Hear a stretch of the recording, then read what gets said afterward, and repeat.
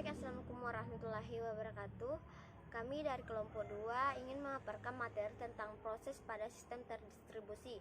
Anggota kelompok kami, pertama Nursan, Putri Yasmin, Rismawati, saya sendiri, Sarina, Sipami, dan Siti Zarah Salma.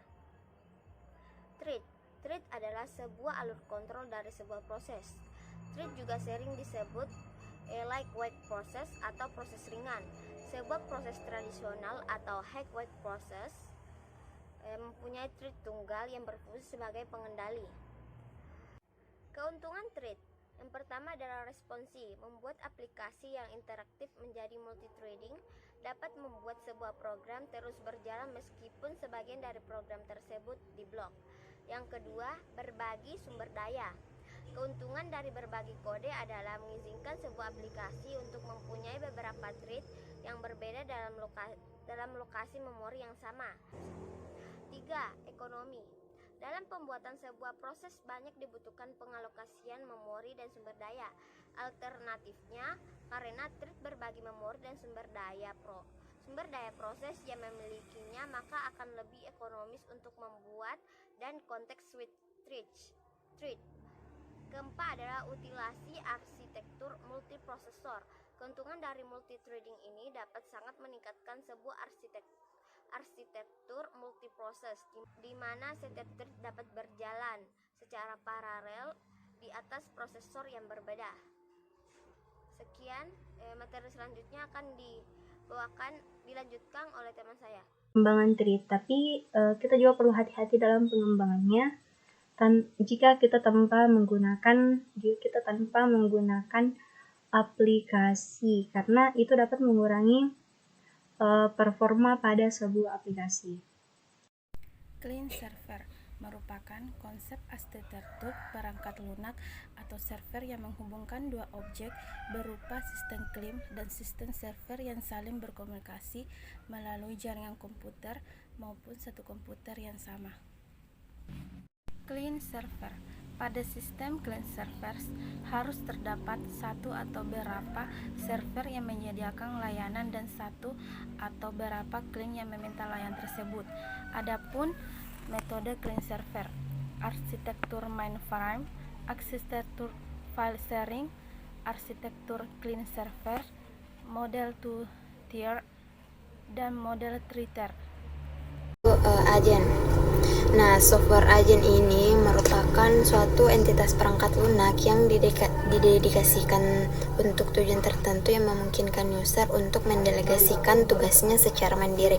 Nah, maksudnya di sini itu user ini menjalankan tugasnya itu secara mandiri tanpa bantuan dari agent-agent lain. Nah, selanjutnya yaitu karakteristik dari agent. Yang pertama itu autonomi. Nah, autonomi ini berarti agen dapat melakukan tugasnya secara mandiri tanpa dipengaruhi langsung oleh user atau agen-agen lain. Karakteristik yang kedua itu intelligence, reasoning, and learning. Ini maksudnya itu agen memiliki kemampuan internal untuk bisa beradaptasi dengan perubahan lingkungan sekitar. Lingkungan sekitar itu maksudnya user lain atau agen-agen yang lain. Nah, karakteristik yang ketiga yaitu ini mobility and stationary.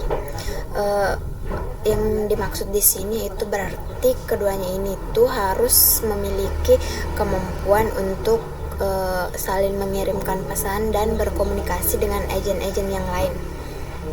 Selanjutnya yaitu delegation. Delegation yang dimaksud di sini yaitu agen bergerak karena menjalankan tugas yang diperintahkan langsung oleh user. Karakteristik yang selanjutnya yaitu reactivity, berarti kemampuan untuk bisa beradaptasi secara cepat terhadap perubahan informasi yang berada dalam suatu lingkungan. Maksudnya itu lingkungan bisa saja agen lain ataupun user maupun informasi yang berasal dari luar. Karakteristik selanjutnya yaitu proactivity and goal oriented. Maksudnya di sini yaitu agen tidak hanya dituntut untuk bisa beradaptasi terhadap perubahan, tetapi agen juga harus dituntut untuk dapat menyelesaikan masalahnya. Karakteristik yang terakhir yaitu communication and coordination capability. Maksudnya di sini itu agen memiliki kemampuan untuk berkomunikasi dengan user dan agen-agen yang lain. Agent klasifikasi menurut karakter yang dimiliki, yaitu pertama collaborative agent. Nah, collaborative agent adalah agent yang memiliki kemampuan untuk melakukan kolaborasi dan koordinasi antar agent dalam dilakukan dalam kerangka MAS atau multi agent system. Kemudian itu enterprise agent ini agent yang memiliki kemampuan untuk berkolaborasi dengan user, melakukan fungsi monitoring dan learning untuk memenuhi kebutuhan user. Yang ketiga yaitu mobile agent. Nah, mobile agent ini adalah agent yang memiliki kemampuan untuk bergerak dari suatu tempat ke tempat yang lain, dan itu secara mandiri dan melakukan tugas di tempat dalam lingkungan jaringan komputer. Nah, kemudian untuk information dan internet agent, yaitu agent yang memiliki kemampuan untuk menjelajah internet untuk melakukan pencarian, pemfilteran, dan penyajian informasi untuk user. Nah, dan itu dilakukan secara mandiri dan bisa dikatakan memanage informasi yang ada dalam jaringan komputer. Nah, kemudian itu reactive agent. Nah, reactive agent ini adalah agent yang memiliki kemampuan untuk bisa cepat beradaptasi dengan lingkungan barunya. Kemudian untuk hyper agent. Nah, untuk hyper agent adalah di mana adalah agent yang memiliki karakteristik yang merupakan gabungan dari beberapa karakteristik lainnya seperti yang collaborative agent, enterprise agent, mobile agent, dan lain-lain. Yang dimana biasanya itu disebut sebagai dan dari beberapa karakteristik ini semuanya termasuk dalam hyper agent. Kemudian yaitu heterogeneous agent system, yaitu agent yang dimana dalam lingkungan multi agent system, jika terdapat dua atau lebih hyper agent yang memiliki perbedaan kemampuan dan karakteristik, maka sistem tersebut bisa disebut dengan heterogeneous agent. Kemudian yaitu klasifikasi menurut lingkungan dari mana dijalankan.